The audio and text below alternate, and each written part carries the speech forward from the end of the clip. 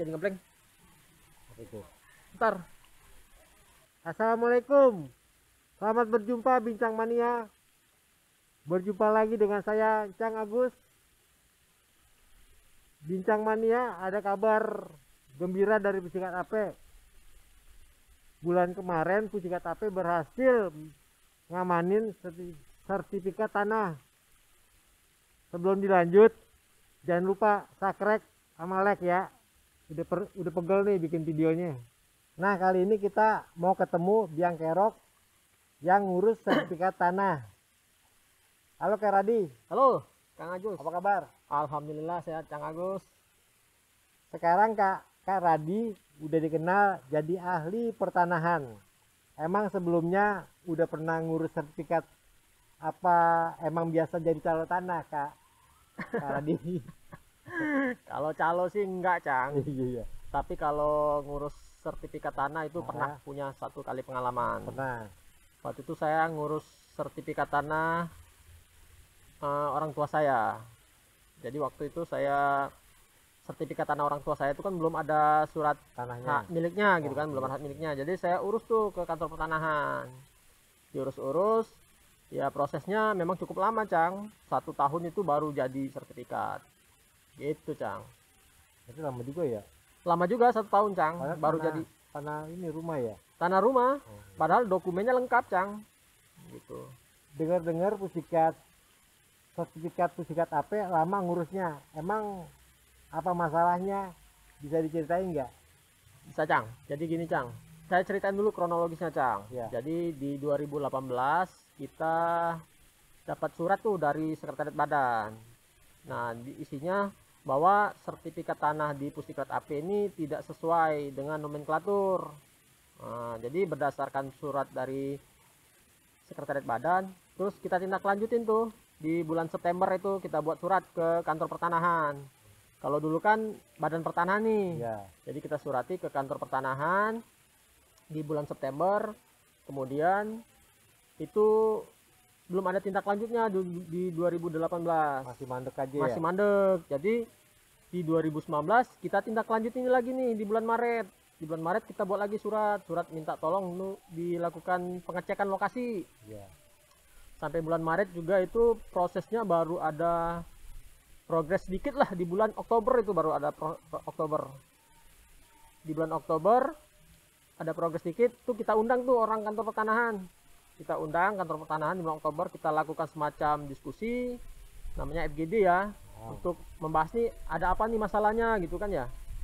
Kemudian sampai 2020 awal itu baru kita diminta untuk melengkapi semacam dokumen-dokumen, Cang. Kita diminta membuat apa ya, surat pernyataan penguasaan fisik. Kita diminta untuk melengkapi dokumen NJOP ya, nilai objek pajak. Nah, setelah itu kita suratin lagi tuh di bulan Juli kalau nggak salah, di bulan Juli 2020. Nah, baru di 2020 itu suratnya kita minta dilakukan pengukuran. Jadi tanah kita minta ukur ulang nih sama kantor pertanahan. Ukur ulang lagi ya berarti? Iya. Ya? Kemudian diukur ulang, terus ditindaklanjutin. Ditindaklanjutin kita diminta untuk menyetorkan biaya pengukuran nih. Sudah kita setor waktu itu ya, di bulan Juli itu kita setor biaya pengukurannya. Pengukurannya kena denda. Kemudian di bulan Juli juga datang tuh tim pengukuran dari kantor pertanahan. Jadi tanah kita diukur di bulan Juli itu. Nah, setelah diukur sampai dengan akhir tahun 2020 itu juga belum keluar hasil pengukurannya, Cang. Belum juga. Masih mandek juga. Jadi di 2018 sampai 2020 itu mandek tuh, Cang. Belum ada progres.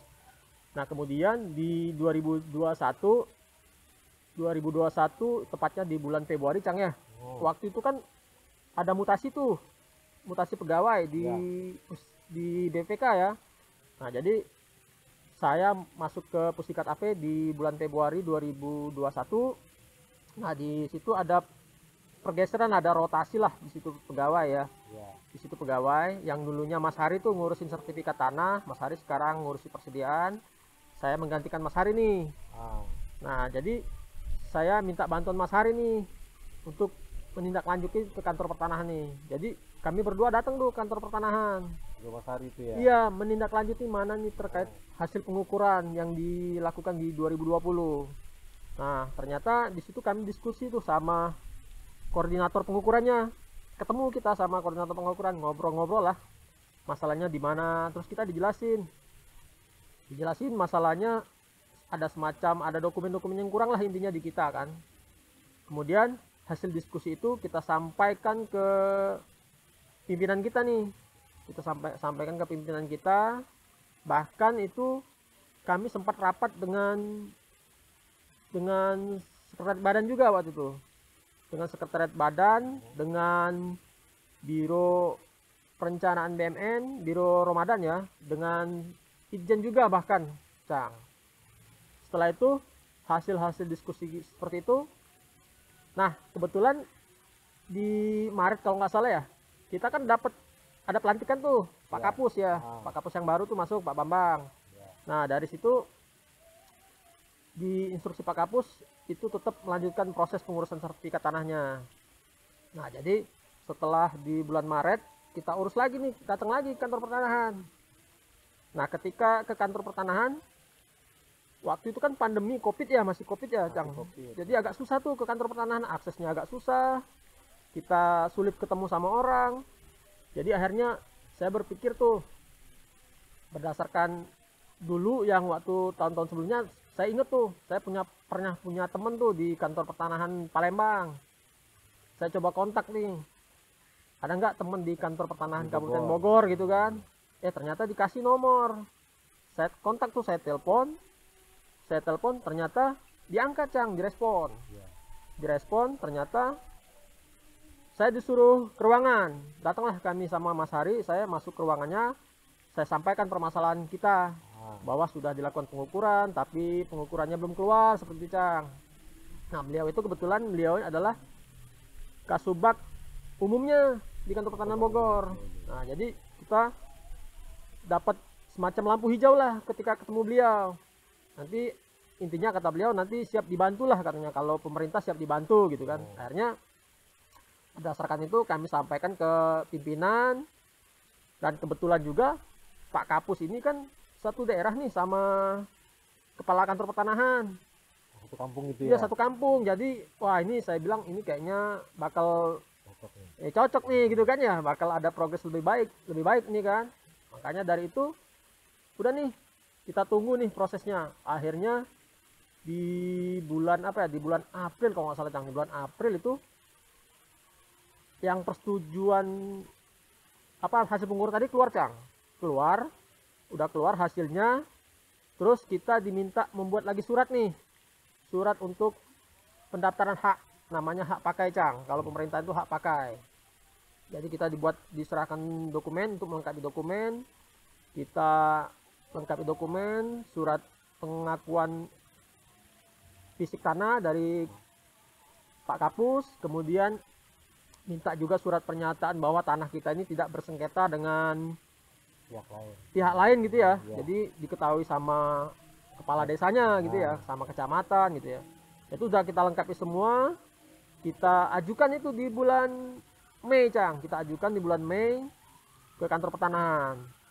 Nah, sudah kita ajukan, info dari kantor pertanahan, nanti kalau sudah diajukan ini suratnya, nanti akan dilakukan survei lagi oleh tim BPN, kantor pertanahan tadi, datang lagi kantor pertanahan. Nah, memang datang waktu itu, Cang, sudah datang di bulan di bulan Mei juga kayaknya. Bulan Mei datang, itu sudah dilakukan cek lokasi lagi.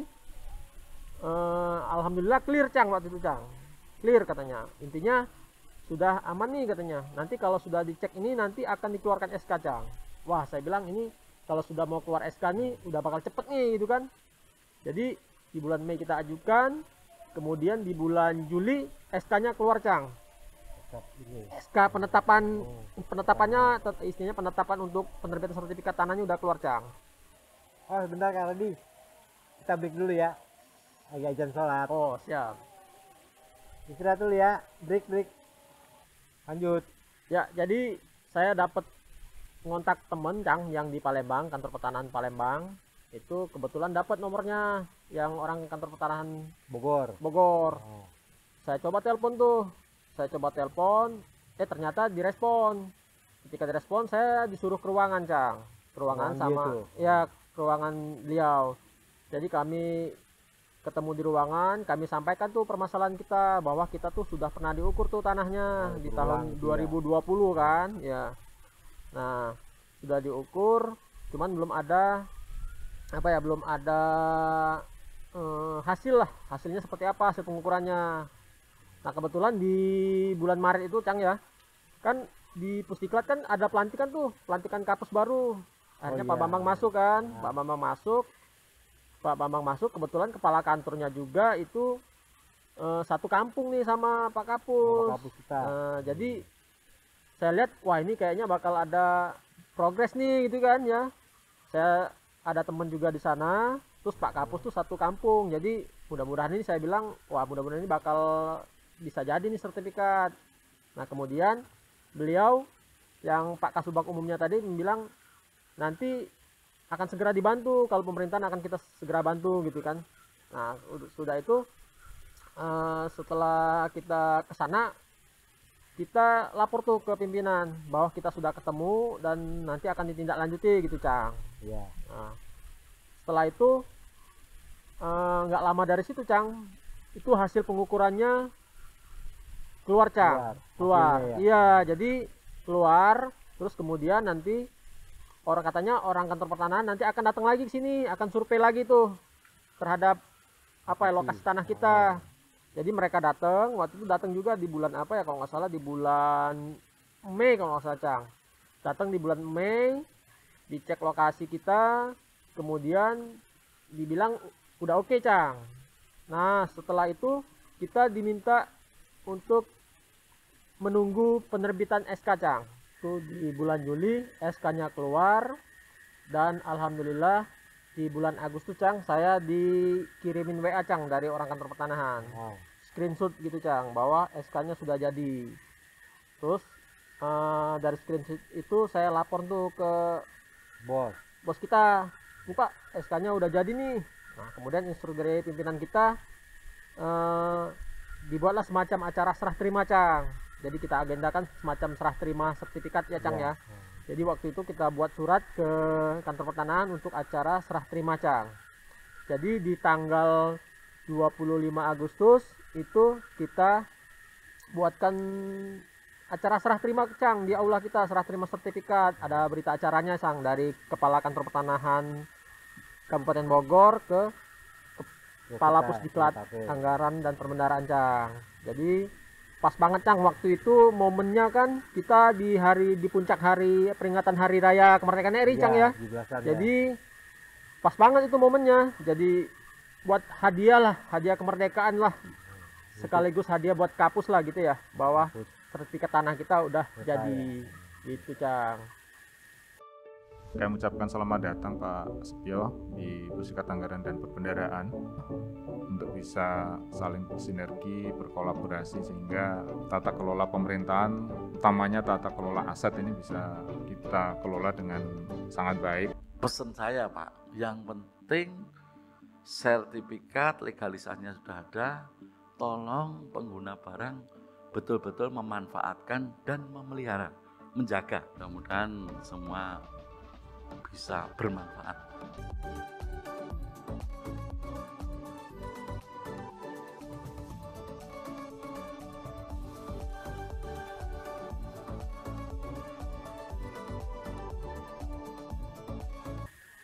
Kak Radi, ternyata panjang juga ya ngurus sertifikat tanah. Suka dukanya apa ya, Kak Radi? Kalau suka dukanya gini, Cang. Waktu ngurus sertifikat tanah tuh memang kita kan dihadapkan dalam posisi pandemi Covid, Cang, ya. Iya, betul. Itu kita kerepotan, Cang. Kadang-kadang ke sana itu, Cang, kan nggak boleh rame-rame, Cang, di kantor tuh di sana kan. Orang kan masih banyak yang WFH gitu, Cang, ya. Kadang kita datang ke sana, datangnya pagi baru bisa ketemu itu siang gitu, Cang. Jadi kalau mau pulang ke kantor kan nanggung, Cang. Jadi mau nggak mau kita tunggu aja lah kabar dari sana. Kemudian kadang-kadang kalau kita buat undangan nih misalnya terkait permasalahan kan waktu itu belum ada progres seperti itu Cang ya, kita buatkan semacam rapat, kita buat undangan itu karena mereka juga sibuk ya Cang ya, sibuk karena banyak tuh, kalau Bogor itu kan terkenal tuh Cang, paling banyak kalau nggak salah nomor 2 tuh di Indonesia itu terbanyak mengurus sertifikat. Jadi kita juga maklum lah ya sama mereka ya, jadi nggak bisa kita apa ya buru-buru juga gitu Cang. Jadi itu aja sih sebenarnya suka dukanya Cang. Yang paling repot tuh memang lagi waktu posisinya pandemi ya. Jadi kita ada rasa takut-takut juga ya kalau keluar ya. Gitu. Kak Radi, kalau zaman dulu kan ngurus-ngurus tanah nih sertifikat biasanya pakai pelicin, pakai duit begitu. Kalau sekarang gimana nih? Kalau sekarang tetap pakai duit Cang.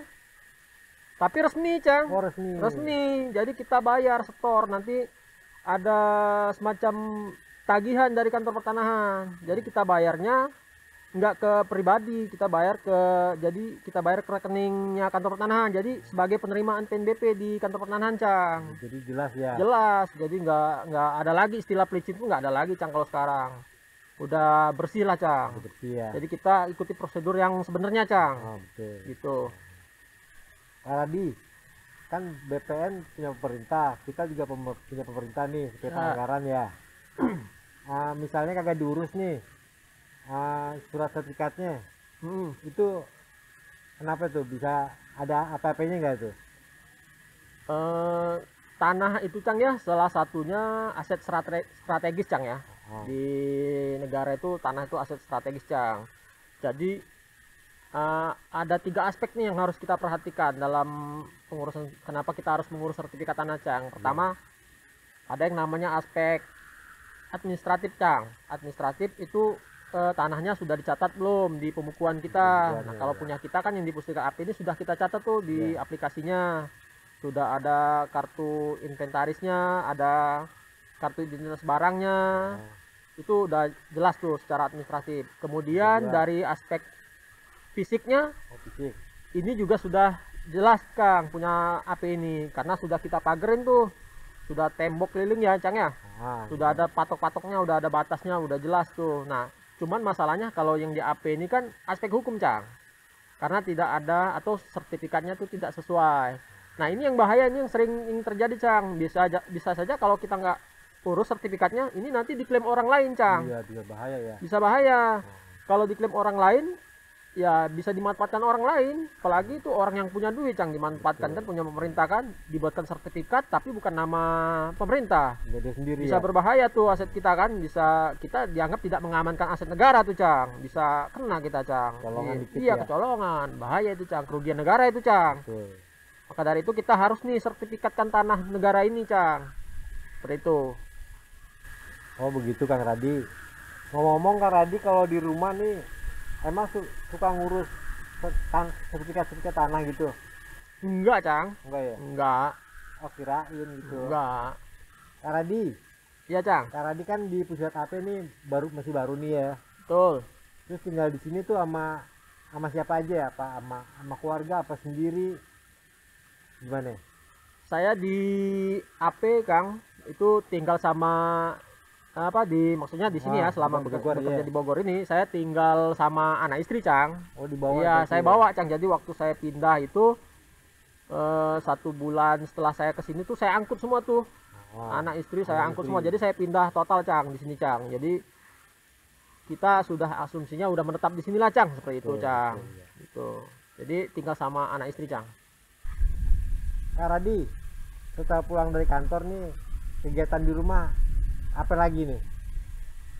Kalau saya sih Cang, kalau pulang dari rumah, pulang dari kantor itu ya biasalah ya, orang tua ya gantian ngurus anak gitu ya, anak gantian sama istri. Kalau istri mah ibu rumah tangga biasa Cang, jadi paling ya bikin makanan seperti itu kan buat anak gitu ya. Anak kan hobi makan lah kalau anak, jadi bikin lah. Kalau orang Palembang tuh hobi makan pempek tuh Cang. Oh udah bikin pempek juga? Iya. Jadi apalagi anak saya yang nomor 2 tuh hobi banget tuh pempek. Doyan dia. Kalau mau beli kan di sini susah tuh Cang. Betul. Bingung mau cari di mana. Akhirnya kadang istri ya udah mending buat aja kayak gitu. Iya bikin sendiri aja. Gitu. Terus kalian dijualin sama yang lain nggak, sama orang lain nggak? Awalnya sih gitu, awalnya nggak kepikiran sih Cang. Ah. Cuman kata istri sih, ya kalau kayak gini kita coba aja, ditawarin ke teman-teman gitu kan. Betul. Ya udah, saya coba deh, saya bilang coba dulu aja buat gitu ya, buat tester lah gitu ya. Ah, Cobain teman-teman. Ternyata saya coba ke teman-teman itu ada beberapa yang pesan akhirnya ya udah kalau kayak gini bikin banyak aja lah, kita siap. Jadi kami frozen itu Cang. Iya. Jadi istri yang punya ide itu udah di frozen aja. Jadi kalau ada yang beli ya tinggal WA lah, WA kita, WA ke kami gitu kan, nanti bisa dikirim atau bisa kalau teman-teman kantor biasanya saya bawain tuh, nanti bawa tinggal ambil aja di kantor kayak gitu Cang. Seandainya mau pesen nih, hubunginnya kemana nih? Bisa hubungin ke saya Cang. Langsung. Ya bisa, ada nomor WA-nya nanti di sini nih. Nomornya 0821 79 35 2728 Cang. 08 21 21. 79 Ya. 35 2728. Oh. Ya, bisa WA ke nomor itu Cang. Ingat itu, catat tuh teman-teman. Siapa tahu ada yang pengen. Ya, besok tempe. nanti saya cobain di Cang. Oh, Saya siap. bawain buat kru di sini Cang. Ya. Saya bawain buat cicip-cicip ya. Terima kasih. Iya, Kak siap. Radi. Oh iya Kak Radi. Biasanya kan suka ada mereknya tuh pempek apa. Kak Radi mereknya apa nih? Saya buat mereknya itu karena saya orang Palembang, saya buat mereknya Wong Kito Cang. Wong Kito Galo. Wong Kito. Wong Kito doang. Iya, Wong Kito doang. Iya. Itu Cang, biar ada khasnya gitu ya. Iya betul. Betul. Bermerek ya, ada mereknya. Iya, gitu jadi ya coba-coba iseng-iseng aja lah gitu ya. Buat tanda aja sih sebenarnya. Closing, Kak Radi. Berhubung cuacanya mendung banget nih ya. Takutnya hujan, Ya, kita closingnya dia. siap. Oke, bincang mania semua. Demikian bincang singkat kita sama Kak Radi. Jangan lupa setelah ini masih ada lagi bincang yang lain lagi. Nantikan terus bincang episode berikutnya. Selalu jaga kesehatan. Assalamualaikum warahmatullahi wabarakatuh. Jangan lupa subscribe sama like ya. Oke, terima kasih Cang Agus. Aduh. Kak Radi. Ada lagi, nambah lagi nih.